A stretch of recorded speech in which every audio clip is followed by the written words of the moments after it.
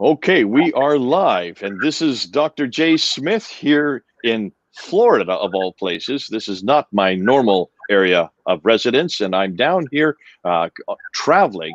But what we're going to do today, I've asked a special guest, and you can see him over on, let's see, he's on my left, Dr. Bernie Power. Good to see you, Dr. Bernie Power. Good to see you, Jay. And you're way down in Australia, so it's what, 10 o'clock in the morning for you, 8 o'clock in the evening for us. That's right. Yep. And middle of winter here, so 5 degrees this morning. So yeah. Okay, it's 100 degrees here, Fahrenheit. So it would be 40 degrees centigrade. Now, let me just introduce you to a lot of my people, because an awful lot of people won't know who you are.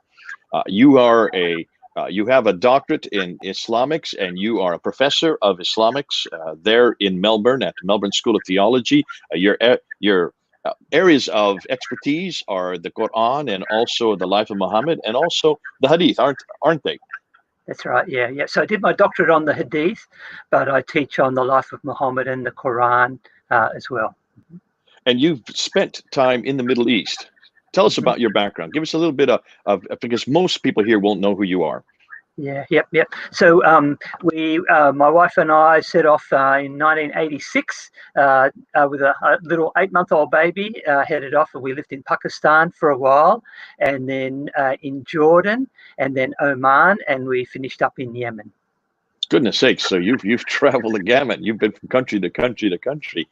But one of the great things about you, and what I love about you, Dr. Power, is that you're not only a practitioner and have been on the field and had the relationships and know the people, but you also are an academic on top of that. But you're not just an academic, you're an academic who likes to debate. You've done quite a few debates, haven't you?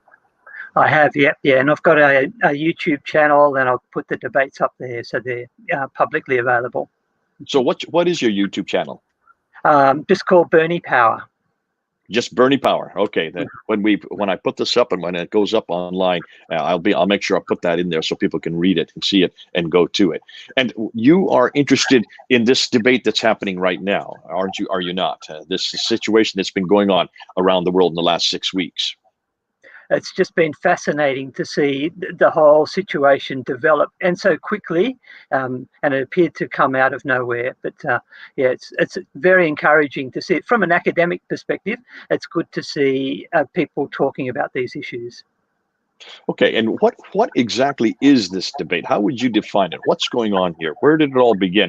How can help us, because we know what we're talking about. I know what's been going on, but I like to hear it from your perspective, from down under.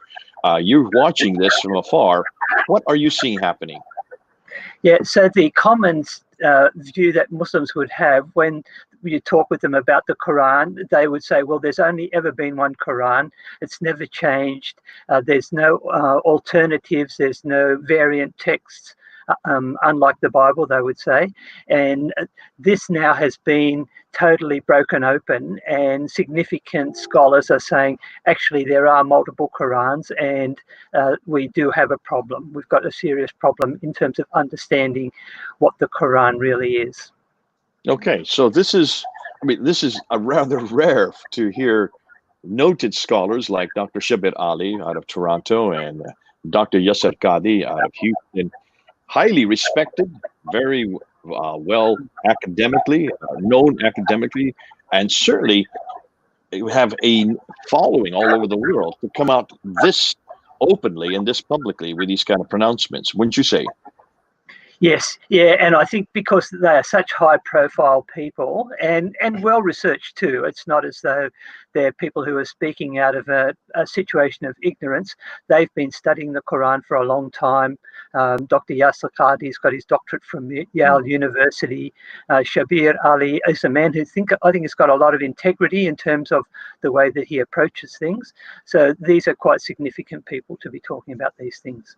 I don't know Dr. Yasser Qadi at all, but I do know Dr. Shabir Ali. We've known each other since 1997 when we had our first debate, of quite a few debates that we've had since then.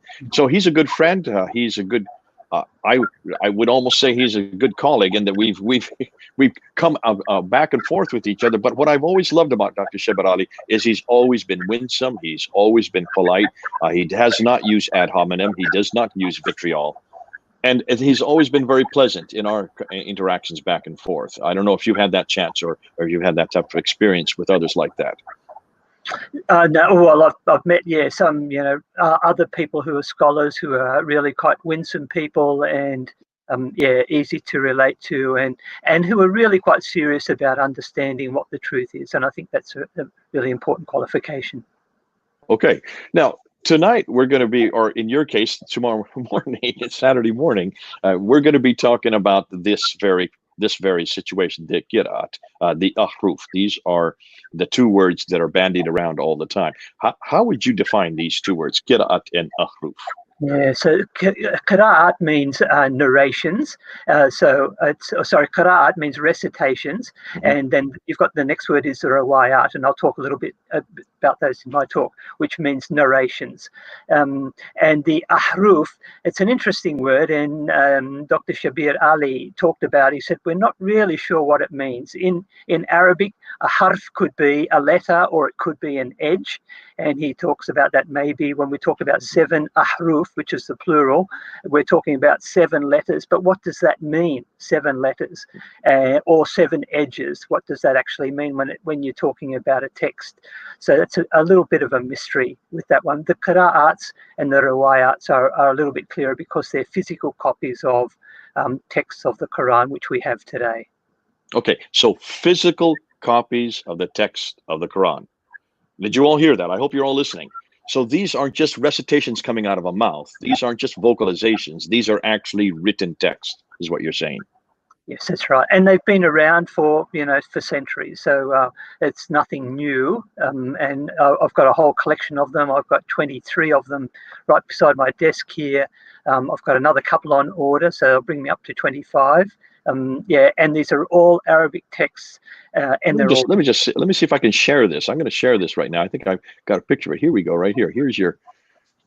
Let's see if I can get this up here. I can't bring it up, can I? Yes, I can. It's the one in the middle, yeah. There. Can you all see that? Yep. That's my collection. There it is.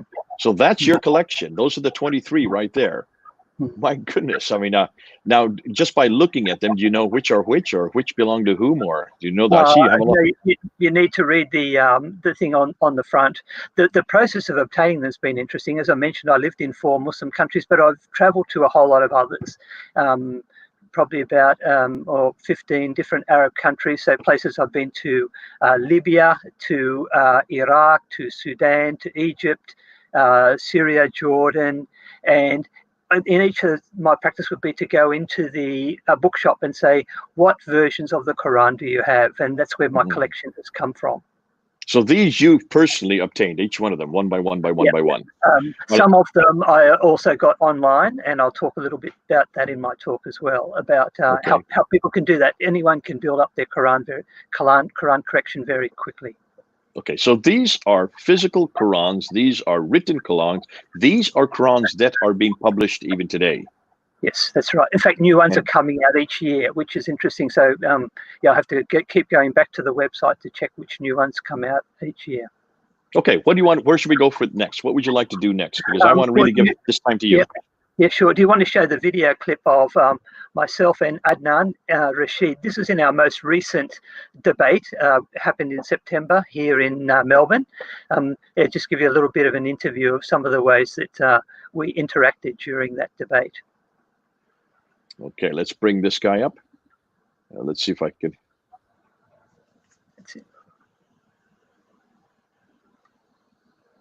Can you see that? Yep, I can see it. Oops, we're not getting any sound. You can't hear any sound? No. You cannot or you can? No, I can't. Okay, let me try to escape from here. Let me just bring this one up again. All right. It may have a problem here. It says I can do that, but it's not allowing me to. If you can't hear the sound, I can. Okay. Now can you hear it? No. No? No.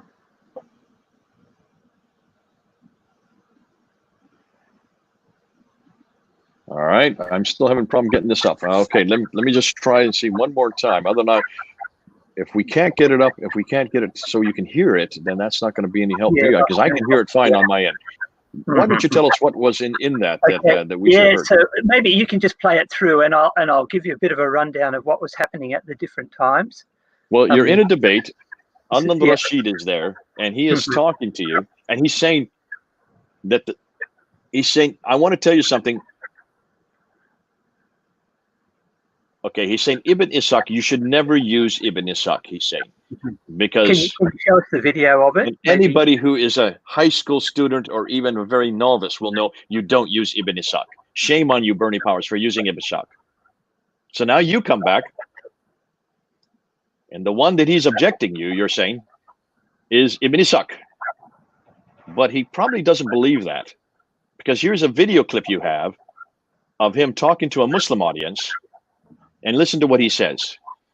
Who is the main historian we refer to for the life of the Prophet? Adnan says. And he's asking, does anybody know who is the biography of the Prophet? Who is he? Ibn Hisham, you say. And then he scratches the, but who wrote the book of Ibn Hisham? He said, Ibn Hisham, it is an abridgment of an earlier work. It's Ibn Ishaq. Ibn Ishaq. Born in 80 Hijri, died in 761. So we refer to the life of the Prophet to make a sense of it in a chronological way to this history. So now you're asking, what has happened about information that has come up since the time he made that speech to now that he no longer accepts Ibn Ishaq? What has happened is what you're asking. Very good. How did he respond to that? I didn't. You don't have the list. Well, he didn't. He said later on. He said, I didn't recommend the text, only the chronology. And I said, well, how can you say that the chronology is right but the details are wrong? I was aware that he had this problem with Ibn Ishaq, but also that he had when he was speaking to a Muslim audience, he was quite happy to recommend it. When we want to know about the life of Muhammad, he said, who do we go to? And he said, Ibn Ishaq, he's the one for the chronology for the life of the Prophet. But when it comes to me using it, he said, no, you can't use that, partly because some of the stuff that came out of it was a bit embarrassing for him. So, Okay. Maybe you can put that clip up on your website with the sound, because then later on I go to challenge him about some of the red herrings that he brings up, and that's And you actually bought some red herring cans from the marketplace, and you put one up after another, did you not? To show that these were red herrings. Clever. Yeah. He spent most of the time. The topic was who is Muhammad, and he spent most of the time talking about anything but Muhammad, and the Crusades and the Apostle Paul and apocryphal writings and everything. And I said, but they're all red herrings. It's not related to the topic. Good man. Okay, well, I'll have to keep my cans of red herrings. I have debated him many times, and he's always changing the subject. He never likes to really defend Islam. He always likes to go on the offense. God bless him. He's a great friend. We're good. We've known each other for years, Adnan and I. But let's go ahead back to what you want to really introduce tonight. I think this is something that I've been looking forward to, and I know an awful lot of people, and I'm seeing the comments, they're looking forward to this as well. Oops. Now, so I go to share screen. Share screen, yeah. And just bring up your PowerPoint. I need to have my PowerPoint open first, don't I? You need to have it open on your desktop. And while he's doing that, I'll go ahead and explain that this is a talk that you've done in the past, and there's also a talk. I've done bits of it, but I've actually rejigged it for you. So, yeah. Oh, so we're the first to hear this, because I know you've written an article on this. Yes, yeah. Okay, this is an article that you are writing for a international journal, an academic journal, and this is bits and pieces that are coming up. Okay, now I see it. There it is. And now, you can go ahead and open it. Full screen? No, let's do it right now. Oops. Okay. All right. Are we right to go? Hold on a minute. Not to go yet. Let's make, for some reason, we add to stream. There we go. Now we're ready to go. Ready to go. All right. Okay. So this is the whole question of the qira'ats, these readings of the Quran that are around. The common Muslim conception is that there is only one Quran. Here's a quote from Fatullah Gulen, the head of the Gulen Society. He says the Quran is entirely reliable. It's not been tampered, altered, edited, or tampered with since it was revealed. All Muslims know only one Quran, perfectly preserved in its original words. Yusuf Ali, he was the translator of the most popular version of the English Quran that's been around for a long time, since the 1930s. He says, so well has the Quran been preserved both in memory and in writing that the Arabic text we have today is identical to the text as it was revealed to the Prophet. Not even a single letter has yielded to corruption over the passage of the centuries. And El-Hajjaji Jallah, who was a barrister from, I think is probably, printed in Lahore, but he sounds like he's African. He says the Quran is fully preserved and not a jot or tittle has been changed or left out. He said, taking over the words of Jesus in that. But the Quran that we have today was not written by Muhammad. A couple of reasons for that. First of all, Muhammad was illiterate. He couldn't write anyway. And also the Quran could not be completed until he breathed his last breath. And if you know the story of Muhammad, actually when he was on his deathbed, at one time he called for a pen and paper to be brought. And he may have had a revelation that he'd received and he wanted to write down. So right until the very last moment of Muhammad's life, the Quran could not be completed. And so consequently, Muhammad never saw it. And so he couldn't confirm that the Quran that was written after his life was the actual Quran. And he wouldn't have been able to read it anyway. Someone would have had to read it to him. But after he died, various versions were compiled. So under Abu Bakr, the first caliph, there was a version which was put together by Zayd bin Thabit and kept by Hafsa, one of Muhammad's wives. Under Uthman, he got a committee of 4 to put it together and destroyed all the other versions. But there were other versions that were around at that time. And you can see the map on the left-hand side. You can see at different times as Islam expanded out, different versions of the Quran were in circulation. So down in the bottom bottom corner, you can see Zayd bin Thabit had his version with 114 chapters. Up in the top here, Abdullah ibn Masud, Muhammad said, if you want to learn the Quran, learn from this man. He was one of 4 men. His version had only 111 chapters. He left out the first one and the last 2, saying these were prayers of Muhammad. These were not the words of Allah. Abu Musa al-Ashari in Basra added 2 extra chapters. They were called al-Hafs and al-Qala. And he said these should also be in the Quran. And then over here, Ubay bin Ka'b, who we'll meet later, combined a couple of chapters together and got 115 chapters. So right from the earliest days, the Quran was a contested book. People had different understandings about what should be in the Quran. As time went by... Let me just jump in here real quickly. If you go back to that, where do you get this material from? This is from the Islamic traditions, am I correct?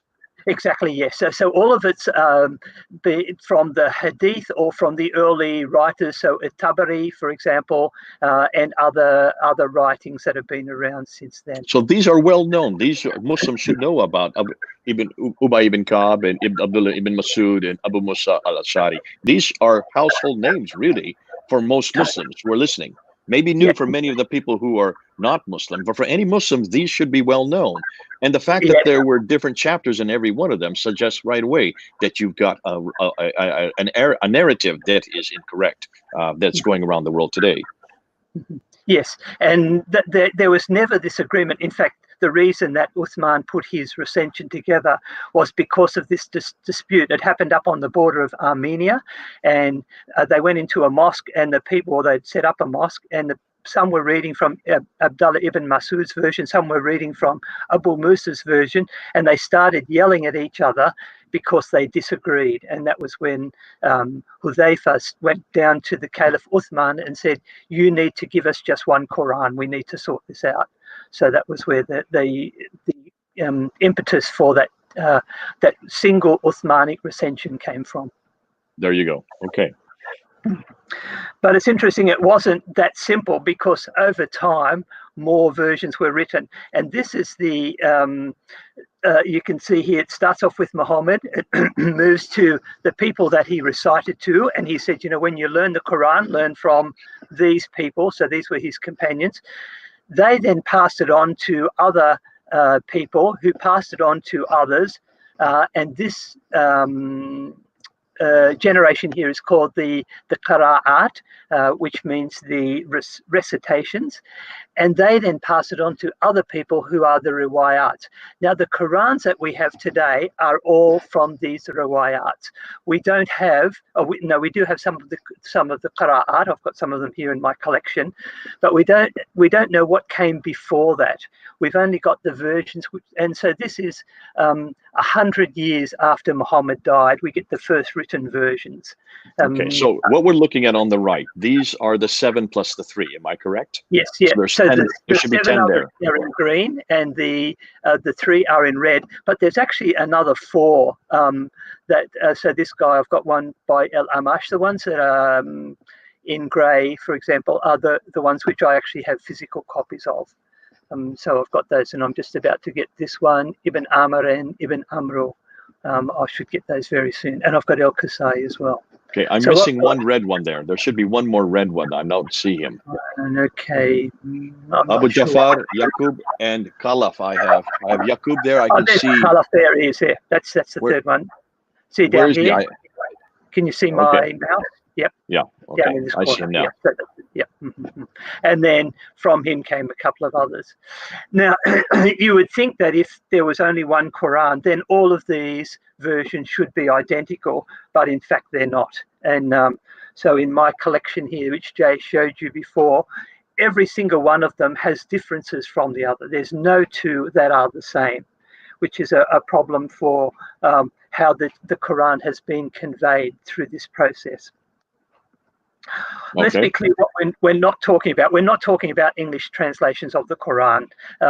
There's over 106 of those. This list is a couple of years old, and that's not our topic today. We're only talking about Arabic versions of the Quran. The English translations are immaterial for this discussion. If you want to get these, by the way, you can go online and you can order some today. They come reasonably quickly. I ordered a few and they came within a few days, and they're only like $12 each or something like that. And you can get the whole collection. This one's from Jordan. I've actually been to this store in Jordan. And there they have 24 different versions of the Quran in Arabic. Or you can, there's the names, you can see them there. Or you can go to this one in Lebanon, again, the Easy Quran store, and you can order online. So you can get these through by PayPal or Visa, and they'll be at your place very soon. Yeah, they've got 13 versions of the Quran. So, Bernie, they're not trying to hide this. This is right out in the open. Most Muslims in the Arab-speaking world are not troubled by what you're saying here if they're willing to ship them to you. Yeah, simple order, $12 a piece. Mm-hmm. Yeah, but usually this is seen as just as the area for scholars. Most people wouldn't, they don't know about them, and they certainly wouldn't be interested in it. They're a little bit nervous about this whole thing. Okay, all right. So remember, I don't know, you remember that interview that we saw with Yasser Qadhi when he put his hand up there and he says, we have a respect for the Quran. We have a red line beyond which we don't go. So that's what you're talking about. This is the red line. They don't really want you to go beyond that. They don't want you to ask the questions that he got asked when he was at Yale University 25 years ago. That red line, that didn't exist at Yale, and now he had a crisis of faith. So it's interesting that they're willing to sell to you these without, and themselves asking the very question that should be asked: why are we talking about now 10 different qira'ats, 10 different Qurans by the now we're talking about the 8th and 9th century? So we're talking from 736 all the way up till 805. Or no, 844 actually is the latest of these 10. That's right. Yes. Yeah. The last one. Oops. I'll come back to that. Let's just look at the one from the chain of transmission. So, like with the Hadith studies, I'll always talk about the isnad, which is the chain of transmission. The Quran actually has every version of the Quran has its own isnad, and again, they're different. So this is the one for the Hafs version. This is the most common one. And when Dr. Shabir Ali started his talk, he said, we talk about the 1924 Cairo edition. That is the Hafs version. So it's one of those 20 or there would be how many in that final thing? Probably about 20. That final generation. It's only one of them. And this one came according to the. Actually, I'm going to correct you on that, Dr. Power. Yeah. What we have, I've just found from Jassi Nasser. You know who Dr. Jassi Nasser is? Yes, yeah. He has come out with a book where he has written, and he talks about Asim Ibn Abi al-Najud, and he says between the time of Asim and the time of Ibn Mujahid, who then chose Hafs, and he also chose Shuba to be the two. There are 91 other qira'ats, 91 other just from that one family, just from the family of Asim. So you're talking about Asim, who was dated from 745 up to Ibn Mujahid, who's 936. So you're talking basically only 200 years. Within that 200-year period, 91 other qira'ats came from Asim's, you might say, from his recitation. These were transmitters that came after him. Yeah, I'd heard of 50. So we had a friend here, a Saudi friend, who was doing some research on the Quran, and he said he had identified 50 that he knew of. But yeah, so there's maybe more out there than have been commonly understood. Let's have a look at this process. So it comes from Muhammad to these four men. So Ubay, Uthman, Zayd, and Ali, and these are quite well-known men in Islamic history, and they were all companions of the Prophet. Some were his relatives, and he passed the Quran on to them. But it's not actually clear how he did that, whether they were all together and they received just the one version, or did they all hear it from him separately? So that's why I've got the arrows or the box in there. But they then, according to the tradition, passed it on to this guy, Abu Abdurrahman al-Sulami. And he, again, we're not sure how he heard it from these four. Did he hear it from them one at a time, or did he meet with the four of them together? How did he receive it? But then he passes it on to Asim, and he passes it on to Hafs. But he wasn't the only one. Shu'bah also received a version of the Quran from Asim, and I have that copy, and there are differences between those two copies. So either Asim spoke to them at two different times and gave them different versions of the Quran, or they both heard him and they wrote down different versions of the Quran, because the two that they have are different. And we'll talk about some of those differences when we compare it with the Warsh version. Here's the Yep, is that good? Here's the transmission line from Muhammad to Warsh, and you can see this one's a lot more complicated. So it goes from Muhammad just to this one man, Ubay bin Ka'b. We saw him in Damascus before. His version had 115 chapters. And then he passed it on to Abu Huraira and Ibn Abbas and Abdullah bin Ayyash. Abu Huraira and Ibn Abbas were quite well-known people who connected with Muhammad a lot. And then we're not sure how Ubay got it, or how they got it from Ubay, whether all together or separately. But then they passed it on to five men, and you can see them: Abu Ja'far, Abu Dawood, Ibn Nasa, Abdullah Muslim, and Abu Ruh. And again, how this conveyance happened, we're not sure. How the transmission took place. But at some stage, according to the tradition, they passed it on to Nafi, and he passed it on to Warsh, but he also passed it on to Qalun. And again, there are differences between those two texts. So we have this same problem of why was one transmitter able to generate two texts from his hearers? Was it okay? May I stop you there again, Dr. Power? Mm-hmm. Jafi Nasser asked, and when you look at Nafi is generation number 4, right? Mm-hmm. Yeah. 4th generation, and his date is 785. Between Nafi and Ibn Mujahid, there are 63 other qira'ats, of which Warsh and Qalun were chosen. So there was 61 of them that were not chosen. 61 that we could go to that were not chosen. We only know of Warsh and Qalun. That's what you have in your collection. But let me ask another question. Look at generation 1, 2, and 3. Do we have any of those generations today? 1, 2, or 3? Nothing.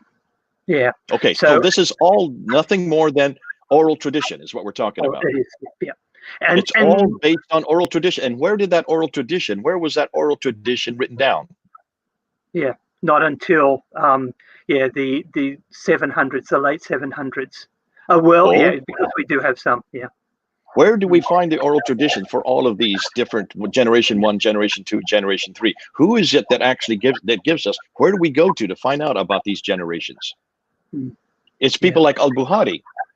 It's people like Sahih Muslim. It's people like Al-Tabari. When were they writing? They were writing in 870, 875, 923. That's 9th and 10th century. So these people who are writing about the generation 1, 2, and 3 are all writing 240 years to 300 years after the fact. Am I correct? Yes, that's right. Yeah. Does that not sound suspicious to you? Yeah. So we don't actually have any records from these particular periods of these people saying, "I told so and so." All we have is someone writing 200 years later saying, this person told that person. So that it's not based on eyewitness or even contemporaneous accounts. In fact, there's no manuscripts for any of Ubay ibn Ka'b or Abu Huraira or Ibn Abbas or Abu Jafar, Abu Dawud, and none of these. We don't have any manuscripts for any of these writers. We only begin to have manuscripts from the 4th generation. Yes. And that's why you're able to buy them today. You can't buy any of the 3rd, 2nd, or 1st generation, to say nothing of the time from Muhammad or even Uthman. There is nothing that you can buy or get on the market today for any of those. It's all what we've been told from the 9th and 10th century, redacting back to the 7th century. Am I correct on that? Exactly. That's right. Yeah. Okay. I just so our hearers are listening to this, because almost everything that we're talking about today is what the 9th and 10th century Islamic traditions tell us about the 7th and 8th century. We really don't find out anything about any qira'at or any real Qur'ans and how the different derivations until really the 8th century, and really not until 736. They all come after 736. Muhammad died in 632. Just so people realize, and you did say that a little earlier, it takes 100 years for these finally to get written down. Yes. Yeah. Okay. Thanks a lot. So why do we have these significant differences? And I'll go through some of those before.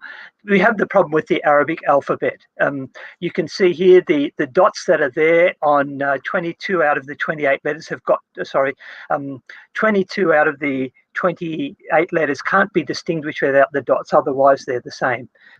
If we look at that top line there, you can see it's got an A, it's got 3 little kind of shapes, and then 3 little hooks. Without the dots, that just looks like there's 3 letters, but there's actually 7 letters there. The same with all of the others.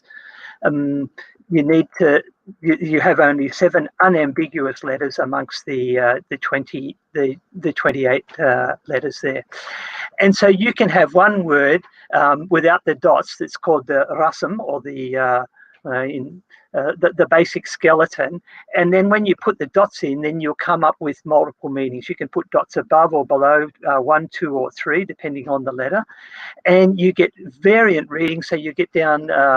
Sorry, I'll just skip that one. Go to this one. Yeah, okay.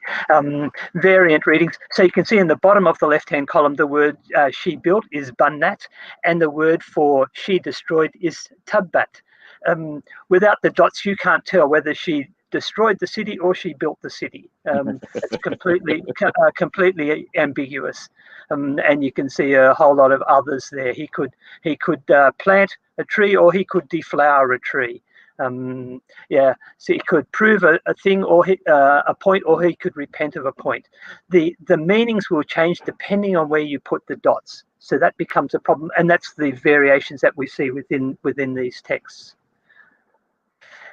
The two I'm going to look at today are called the Hafs and the Warsh riwayats. These are the two most popular ones. The Hafs one is very popular throughout the whole of the Middle East and around the world. The version that they'll say this is the Quran, the Arabic Quran, is the Hafs version. The Warsh version is popular in North Africa. So if you go to Morocco or Algeria, Tunisia, they like this version. It was one of those ones on that far right-hand side of those columns that had been passed on, and they came through different routes. And when we look at them, we see over 120. Can I just stop there, Bernie? Yep, sure. Bernie again. The Hafs and the Warsh are not part of the 10 original ones. Am I correct? That's right. Yeah. So and I don't remember when our good friend Dr. Yasser Qadhi talked about the 10. He says this is the creme de la creme. This is the best of the best. So the creme de la creme, the best of the best, these 10. Remember, Dr. Shabir Ali said we have to go to these 10. These are the 10 that are the standard for everything else. These are the foundation for all the others. And yet these two names, Hafs and Warsh, are not amongst those 10. What does that say to you? Yeah, so it's a problem in that these are redacted texts from the people that they heard them from, and we know that because the other people who heard the same text have got different versions of them.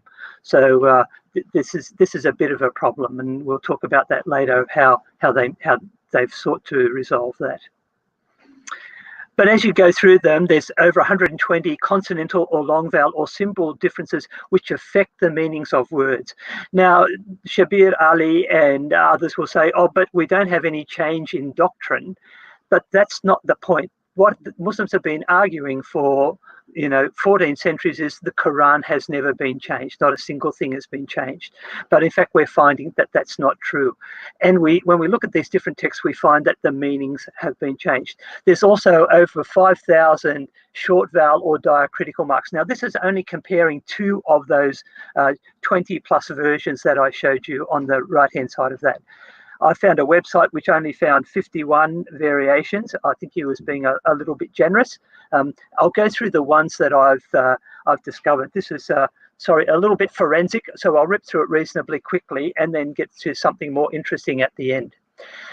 There's some of the differences have letters or symbols that are missing from the Hafs version, but you found in the Warsh version. Some have got symbols or letters in the Hafs version that are missing from the included or missing, and some have got the same number of letters, but they are different ones. So at some stage, a scribe has put down something. They've either included a letter or left a letter out or changed a letter. So those are the three options of those differences in the numbers of letters. Mm-hmm. And then you can also see changes in meaning, and you can see sometimes a noun gets changed to a different noun. Nouns get changed from singular to plural. A noun being changed from a noun to a particle or a preposition or a verb. A verb gets changed to a different verb. A verb changes from active to passive. And I'll go through all of these and just give you the examples from the passage. I think I haven't come across anyone who's actually gone right through the Qur'ans and looked at all of these differences. So I'm going to do that with you today. So here we have examples of changes in the meanings of nouns. So you've got the Hafs version there in the left-hand column, the Warsh version on the right hand, and you can see even if you can't read the Arabic, you can see that there are different symbols. This one here has got a dagger aleph, this one lacks it. So this changes the word from an owner, Malik, to a king, Malik. This one, bird, is tayran, and this one is ta'iran, means flying. This is the one that's particularly important. The word for good tidings is bushra, and the word for proclamation is nushra. So this one, because it's got the dot down below, is the B. This one, because it's got the dot above, is the N. And they're different words. They don't have the same meaning. Every proclamation is not good news, and all good news is not necessarily proclaimed. Here's another one where you get the verbs changing from singular to plural, and here's the references. These are all taken from the Hafs version, and you can see there's the English versions there. Notice it's not consistent. Sometimes the plural is on this side, and other times the plural is on the other side. So it's not as though one of them saying all these words are plural and the other one saying they're all singular, but there's a mixture. I'll highlight the one at the top there. This one, this is about if you cannot fast, it says you can pay a ransom, and the word there is fidya, to and then fill in the gap, a poor person, miskinin, or poor people, masakin. Now, this has got important legal implications. For example, if in the month of Ramadan you can't fast for some reason, you can actually pay for someone else to eat. So it could be one person or it could be multiple person. But if you're wanting to make sure that you get the benefit from your gift, you should know who you should give it to or how many people you should give it to. The versions of the Quran aren't clear on that, and it needs the hadith for Muhammad to come out with a would this be could this be a doctrinal difference? Could this be a difference in practice?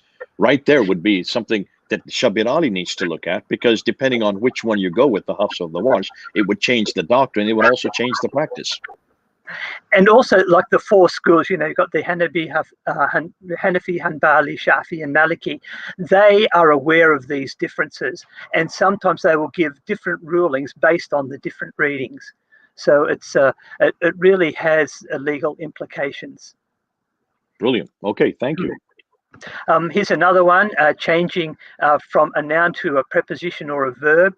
And you can see two examples here. He made is ja'ala, and the maker is ja'ilu. So it goes from a noun from a verb to a noun. But this one at the bottom here is about the slaves, ibadun, or the word aindun. Again, you've got the difference here. This one that's got the dot below, which makes it a B. This one's got the dot above, which makes it a noon, an end. And it says these angels are either they're the slaves of Allah, they're either ibadu Allah, or they're ibadu Rahman or Aind Rahman. So it's talking about the position of the angels and whether they talking in the context of them being made or seen as female.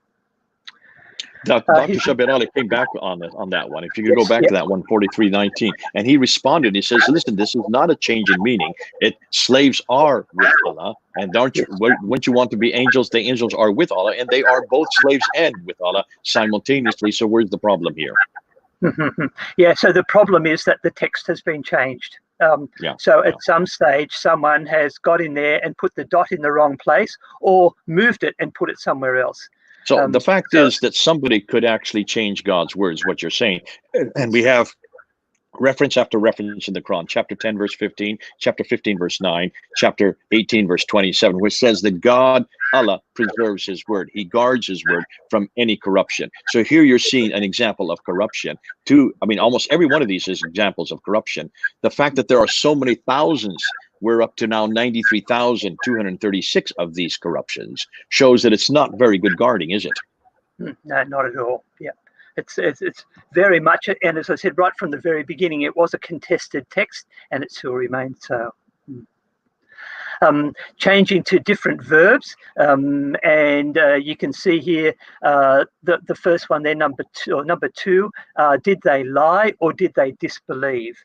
Again, difference in meaning between those two. Did they actually actively misrepresent something, or did they disbelieve it in their hearts and not necessarily take any action? So difference in meaning. The last one, number 5, he fought is qatala, means he fought against somebody, and qutila, he was killed. So it says many a prophet fought or many a prophet was killed.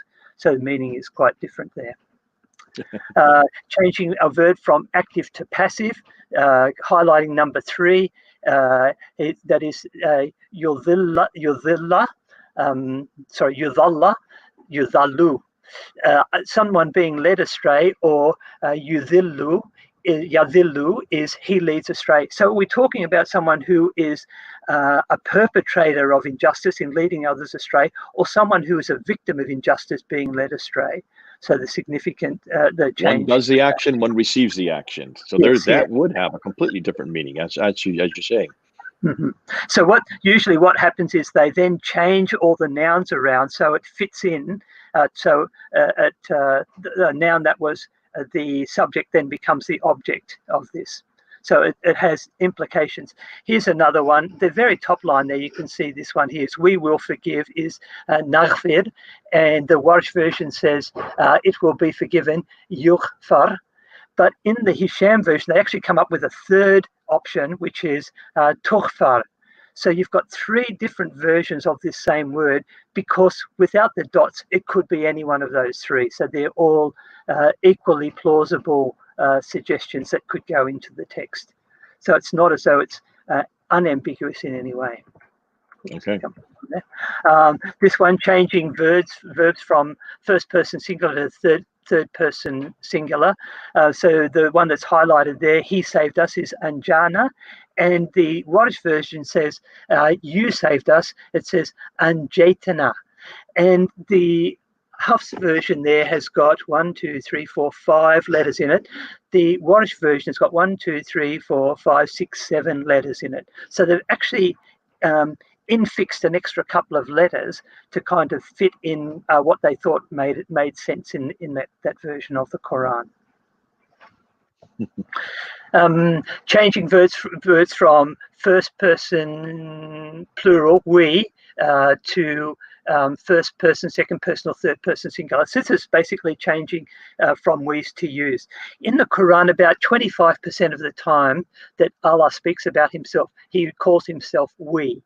And in these texts, that changes from he and I. You can see here number 2, instead of Allah saying I gave you, in the Hafs version he says we gave you. So this pluralization of the verbs in the text.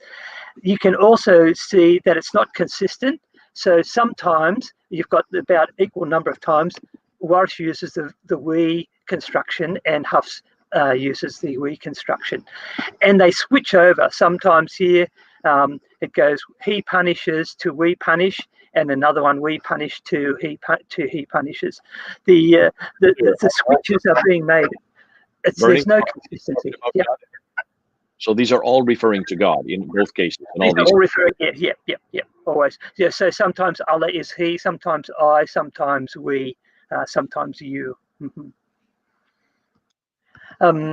This one, this changes from you to they, and you can see, and the difference is just simply putting your dots in a different place. So you've got here yaqulun, and this one taqulun, and again they switch over from one side to the other. It's not as though Hafs always uses this construction and Warsh always uses that one. They sometimes switch over from one to another.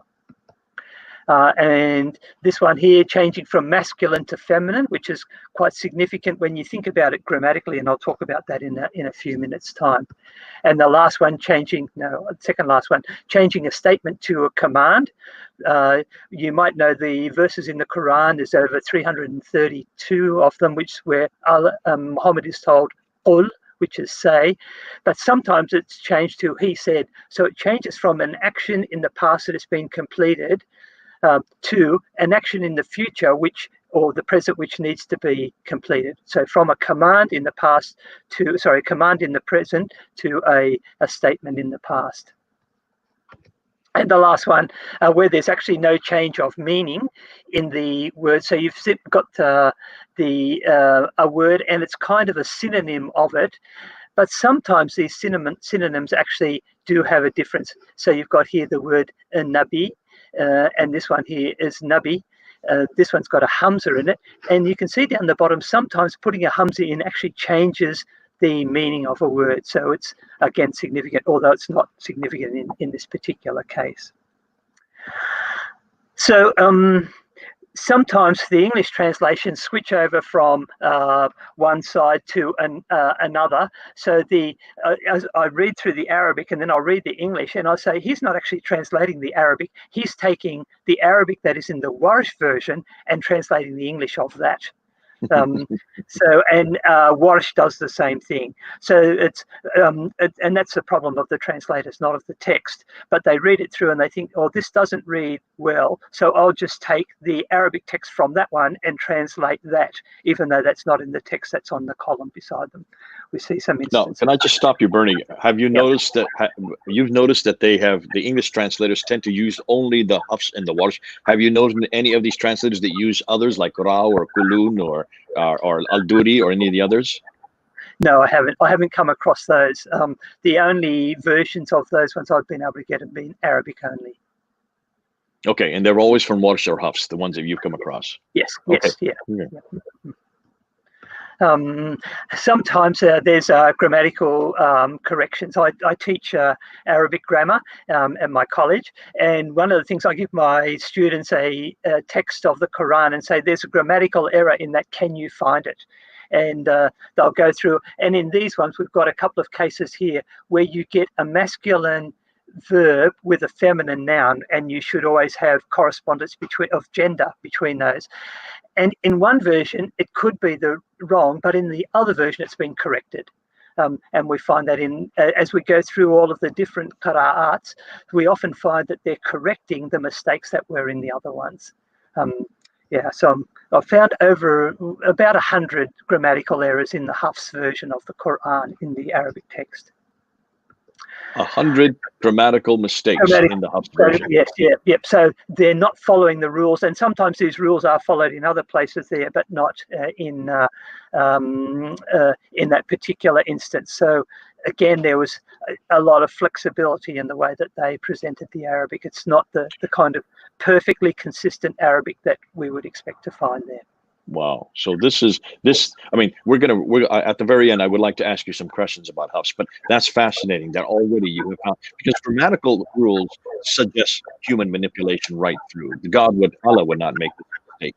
But let's get back to that. We'll come back once you see what you're doing here. So those ones that I've just showed you are the 128 consonantal or long vowel differences which will affect the meaning. But as you go through compare the two Qurans, initially I started off, I thought I'll mark every difference that there. After 2 pages I gave up. And you can see these are some of the differences. You get hamzas. This is that little hook kind of shape here. Where are we? Here, that's being omitted. The hamzat al-wasl, a symbol at the beginning of a word, a different shape, the alaf maksura, and a whole lot of different things. There's so many of them that I just gave up. I was finding, this is the first. Oops, it should be. Oh, I haven't done that. So these are just 10 that I picked out at random, but I'd started right from the very beginning. I was finding an average of one short vowel or symbol difference every verse. So I was on the conservative side and saying it's about 5,000 because there's 6,000. There are 6,300 verses in the Quran. So you're being conservative by saying 5,000 differences. Yes, yeah. Mm-hmm. Yeah, and they're there. And again, I'll talk a little bit about how often this is. But you can find them in every single one of the versions that I've got. So this is a comparison between the Hafs and the Warsh version, the one that I just went through. You can see the 2 dots above or 2 dots below. This is the Aduri version. I got this one in Sudan when I was teaching there. You can see the word kabirun that's circled, and this one's kathirun. Kabir means big, kathir means a lot.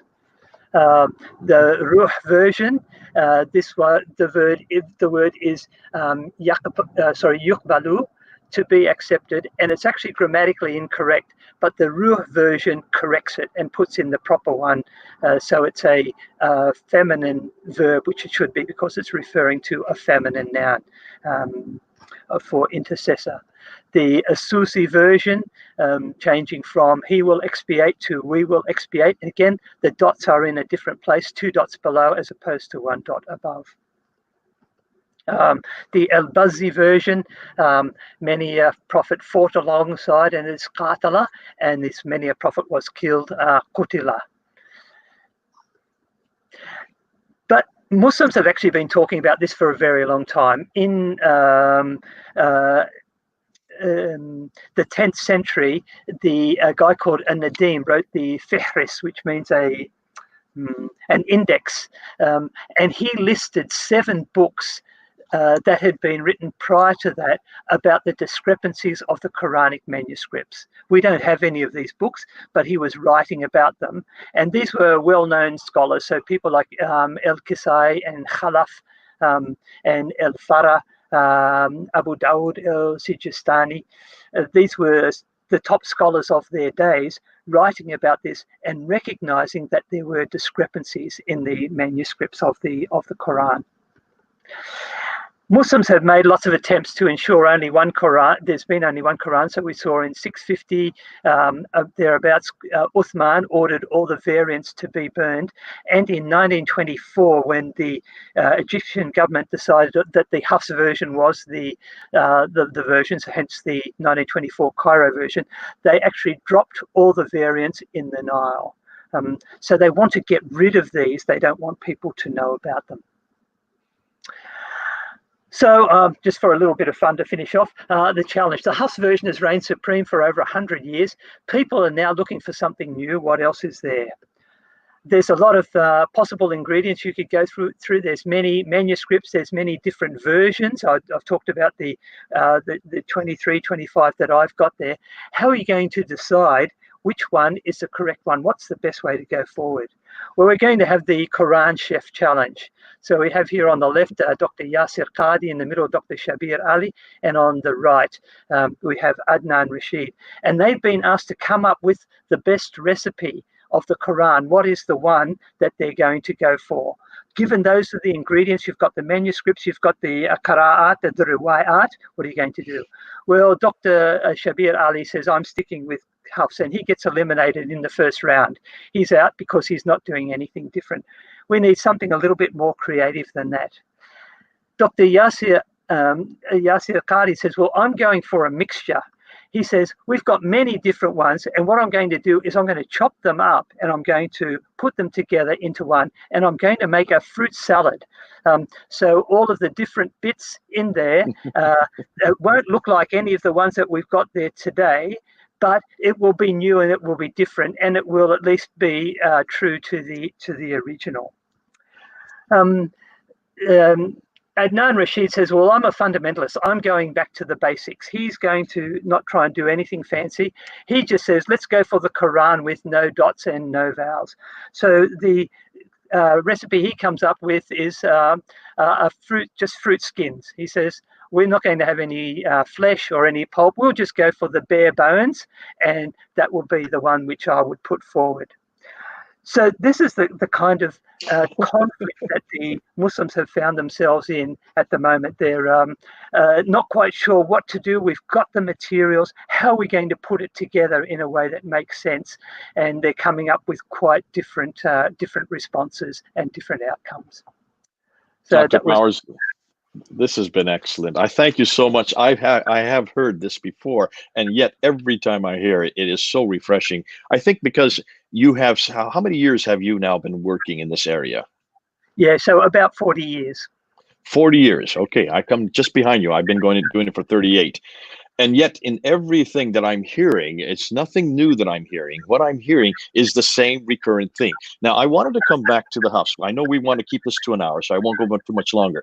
But I want to come back to the Hafs. The Hafs is the one that was chosen in 1924 by Muhammad ibn al-Husayni al-Haddad there in Al-Azhar University. He was chosen because the Department of Education wanted one to be the standard, because they were getting so many different answers in the standardized test amongst the high school students. So he chose Hafs. Why did he choose Hafs? What's your opinion on this? Yeah, so the Hafs version was very much supported by the Ottoman regime. They particularly liked it. So it had the standing of the historical kind of support of people thinking, well, this is the one that's being used. They didn't necessarily try to suppress all the others, as the Saudis are doing now, by economically, by funding the distribution of the Hafs by their printing press. They're pumping out millions of of them every year, and they're available through your local Saudi embassy. That I think the historical reason was probably the big one, because the Ottomans liked it, and so the Ottomans were a bit of a winning team. They had been the one of the world powers for centuries, and so well, they've been in power since 1299 up until 1926. So you're talking about 600-700 years. But let me go one step further. Then, why did the Ottomans choose the Hafs?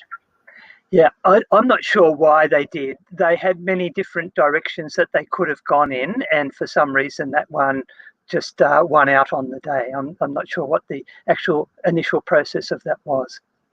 Let me back you up then. Let me go right back to the time of Muhammad himself. So we're talking about 632. We do know that there were 7 qira'at that were asked by Muhammad of Jibril. So he gave them 7 qira'at. Those 7 qira'at then included, I'm assuming, the ones from up north, the ones from Shams, and also from Iraq. But remember when Hudayfa comes back from that battle in Azerbaijan, what does he tell Uthman? We must be careful, because he's hearing these other Qur'ans, as you just said a number of minutes ago. We're hearing these other recitations while we're in the mosque there, and they are not the same as the Qurayshi, the one that we're used to. And Hudayfa was from Hijaz. He was from Mecca and Medina. So he comes back to Uthman, and he says to Uthman, we must make one, the Qurayshi dialect, the one. Because why? These other ones up in the north, the Shams in Iraq, if we continue to hear these, then we're going to be like the Christians and Jews, and they're going to have different Qur'ans like the Christian Jews have different Bibles. Am I correct? Now, That's right. Shabbat Ali is very clear that these were just recitations. These were not Qur'ans. These were not written down. He says these are nothing more than recitations that Hudayfa was upset about. So he comes back to Uthman, and Uthman orders Zayd ibn Thabit, along with the other 3, Zubair, Alas, and Isham, to rewrite the Quran in the Qurayshi dialect. That's very clear. It has to be this one dialect, which is from the central part of Arabia. That's the dialect that Muhammad would have spoken. That was done, and then he sends it off to 5 cities: Basra, Baghdad, Basra, Kufa, Damascus, and Medina and Mecca. Those are the 5 cities he sends it to. And if each one he sends a reciter. So he sends a reciter along with each one of the copies of the Qurayshi dialect, so that no other dialect could get in the way. So no other dialect could corrupt it. No other dialect could supersede it, right? So the Qurayshi dialect would have been sent to all these 5 cities. Am I correct? Yes, that's right. What did he do then with those that were left behind? He burned them. You have the picture there. He burned all the other. Now, when you're burning manuscripts. You're not burning recitations. You're not burning people speaking, because how can you burn people's tongues? You're actually burning manuscripts. So these were written manuscripts that were coming from the north. That were coming from Shams and Iraq. Those were corrupted, I'm assuming. Now, otherwise, why would he burn them? Yeah. Okay. Yeah, if they said the same thing, he would have kept them. But because skins were expensive, you didn't just destroy stuff. If it was authentic, then he would have kept them. So the authentic one, the one that I'm assuming, the one that Muhammad was reciting, the one that Uthman created, the one that he sent to all the 5 cities, the one that should be in heaven, because it's the one that's given to Muhammad to begin with, would be the Qurayshi dialect, the Qurayshi Quran. Am I correct? That's right. Yeah. Which city was Hafs living in? Good question. He was from Kufa. From Kufa. Mm-hmm. Hafs is from Kufa. He is from Asim ibn Abi al-Najud from Kufa. He is in the line of Asim. Asim is from Kufa. In fact, all of those who come down through Hafs are from Kufa, which is in Iraq. Am I correct? Yes, that's right. This is the place you're not supposed to have the Quran from. This is the dialect that is not Muhammad's. This is the one dialect you're not supposed to retain. And yet it is this dialect from Kufa, from Iraq, the very place that Hudayfa says, we must be careful, otherwise we will be doing like the Christians and Jews. We'll be having other Qurans like they do, with other revelations. This is the one that he wanted to eradicate. This is the very dialect that was actually burned by Uthman. And yet it is the Quran now that is chosen for the whole world by the Saudi Arabian government, by King Fahd in 1985. By Muhammad ibn al-Husayni al-Haddad in 1924, made standard for all of Egypt in 1936. Why in the world did the Ottomans choose the Hafs, when the Hafs is the one they shouldn't have chosen? If anything, they should have either chose Nafi or Ibn Kathir. They should have chosen the Warsh, because the Warsh comes from Medina and Kunbul and Balbazi come from Mecca. Why didn't they choose those? Just a thought that occurred to me then is perhaps it was a little bit because of some kind of local politics. The Ottomans, of course, were based up in Turkey, and there was a bit of tension between them and the Arabs down in Mecca and Medina, and they wanted, in a sense, to promote the things that were related to their part of the world. So the closer to Turkey from Isham, rather than the things that were from the Jazira, the peninsula. So it may have been related to that. I'm not sure. So it's entirely what you're suggesting. It's entirely political. I think so. Yeah. Mm-hmm. Then, if it is political, why in the world did King Fahd of Saudi Arabia? Why did he choose that a version that doesn't even come from Arabia? It doesn't even come from his country. It comes from Iraq, of all places. I mean, to me, this is absolutely heinous, and it's also laughable how inept the authorities have been that they chose the one version they shouldn't have chosen. Why didn't they look at the theology? Why didn't they look at their own history? Why didn't they go back and look and see what Uthman tried to correct and Haifa tried to correct? Why is it that they did not read this part of it when they actually did the choosing? And for heaven's sakes, what in the world was King Fahd making this the standard Quran for the whole world in 1985? That's just 35 years ago, and which makes you and me older than the canonical text, doesn't it? Yes. Makes us sound pretty old, doesn't it? Yeah, and again, it's just further proof that the Quran, even now, it's not a settled text. It's not something that all Muslims agree on. I'd heard of a book fair that was happening in Saudi Arabia a couple of years ago, and some groups came over from North Africa, and their versions of the Quran, the Warsh versions, were all confiscated. They said, you cannot display this version of the Quran.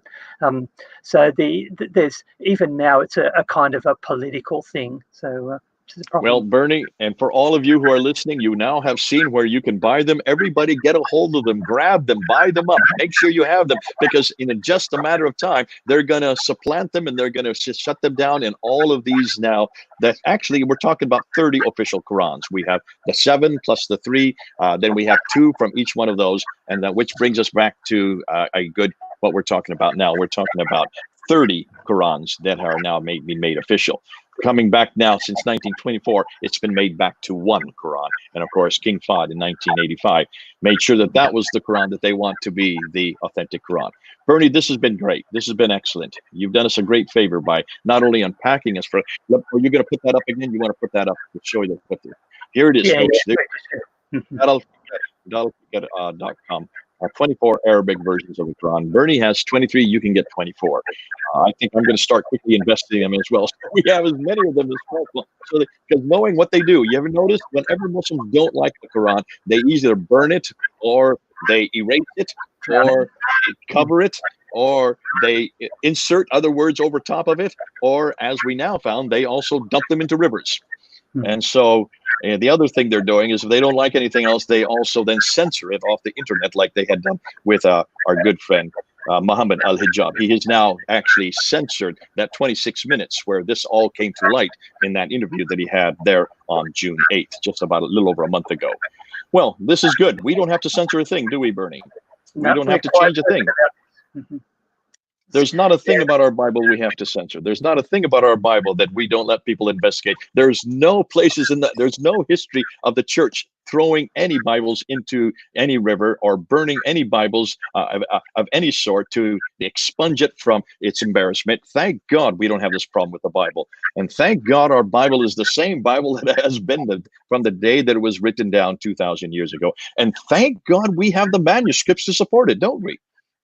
When you do a comparison, we've kept them, and the only people who ever burned any Bibles have been the Diocletian edict, the people from outside of Christianity who have tried to destroy Bibles, but not Christians. We don't destroy anything, and we keep all of our manuscripts. We keep all of our early church fathers' letters. We keep all of our lectionaries so that people can see them and compare them, so that we can make the claim that what we're reading today is 99.9% accurate to what was written down 2,000 years ago. See, we're not talking about 1,400 years, Bernie. We're talking about 2,000 years, and we're talking about entire New Testaments that exist in the same Sinaiticus there in London, also the Alexandrinus right there in the British Library, then the Vaticanus there in Rome. So 3 of the metropolitan codices that are complete 200 to 300 years before the Quran even came into existence. How is it that we can retain up to 24,000 manuscripts, either partial or complete, from around the world, and yet Muslims can't even come up with one Quran from the 7th century? Where is that Uthmanic Quran? Where is that Uthmanic Quran that was sent to those 5 cities? Medina, Mecca, Basra, Kufa, and Damascus. Where is that Quran that was sent with 5 reciters? I'd love to know where that Quran is, because the ones I'm looking right here on the screen, these, well, there's 24 there, but we should know there should be 30 of them. They do not exist. We don't have them anywhere. We can't find them anywhere, Bernie. I'd like, and this is what we're going to be moving into. We have been working on the Qira'at for the last 6 weeks. What I would like to move into is finally to get into, what I would like to do is get into the manuscript evidence. And that's where we're going to be heading next. So I'll probably bring you back on board, if you don't mind, again, in a few weeks, to actually look through the manuscript evidence, to look at the Topkapi, the Samarkand, the Metal manuscript, the Tübingen manuscript, this Birmingham folios. These are the ones that the Muslims are now starting to push forward. And I see that Sabir Ali has just pushed forward. Yeah, there you go. The Muslim scholars admit the original text is missing. And this is Dr. Altikulic there. You want to say something about that real quickly? Yeah, so it's quite being accepted in academic circles that the original Quran has not survived. And he talks about the first mushafs, or the first script texts, apparently destroyed or disappeared as a result of incidents and natural disasters such as wars and fires. And he says this is one of the greatest weaknesses and pains of the Islamic world throughout history. So Muslims are recognizing that they don't have the original manuscripts. I would suggest that there probably were no original manuscripts, but that's for another day. That's for another talk. That's for another discussion. But it's been great having you on board. I said I'd only keep you an hour. We've gone 10 minutes over. I'm sure you have an awful lot to do. It's been fun having you, Bernie. We're going to have you on more. I got my doctorate at your school from Dr. Peter Riddell, so we know each other. We are kind of joined at the hip because of that. And you're not only a practitioner, but you're also a debater. You're not only a debater, but you're also an academic. And my hat's off to you for all the great work you have done and how easy you communicate this. You're such a good communicator. This is so easy. This is so much fun. And yet, in some ways, it's very damaging. I can understand. We're going to get some reaction from Muslims. That's understandable. But remember, Muslims, remember, it's this book that you have been listening to. This is the book that you have been been using for your whole life. This is the book you have been told is eternal. We're pretty much showing you that it is not eternal. We have pretty much now shown you that this book is not even from Muhammad. We're probably now showing it's not even from Uthman. And we can pretty well know that it doesn't come from Asim, or it doesn't come from Nafi, or Ibn Kathir, or even Ibn Amir, or Hamza, or Al-Kisai, or any of these other of the 10 recitations. This one that we have in our hand today, it really comes from a man that died in 796. That's 164 years after Muhammad, 144 years after Uthman. He never knew Muhammad. He never knew Uthman. He was never even living in the same century as those 2 men. So how can you say that this is the same Quran? And as you heard Bernie say today, it has over 100 grammatical mistakes. It has over 5,000 differences with the other popular version, the Warsh, that is from North Africa. How can you still say that this book is eternal? How can you still say that this book has been preserved and guarded by your God according to its own internal evidence? Looks like either your God is inept or your God never did exist. But folks, come on back to this book. This is the book we do know does not have these problems. It doesn't even make these claims. We would never claim this book is eternal. We would never say it was sent down to one man. We know it was written by many men. We know exactly who they are. We give their names to many of the books that they wrote. And folks, because of the fact that it has gone through every test that we're putting to the Quran has already been applied to the Bible. In fact, all of these tests, redacted criticism, source criticism, literary criticism, were all called biblical criticism. They were created on the Bible, weren't they, Bernie? Yes, and yet, this book has passed every one of those tests. And that's why I say to Muslims, listen, you don't have to go to this book anymore, the little book. Come on to the bigger, the better book. This is the bigger, the better book. And this is the one that we offer to you today. Thank you, Bernie. You're a man of my word. You're a man of my heart. You're a man after my own hand. And I love everything you do and say. It's great to have you on board finally. We needed to have you here for a long time. And we can see a lot of people will say amen to you. Thank Okay. you. Great to be with you. God bless you, everybody. This is Jay and Dr. Bernie Power. Over and out. Bye.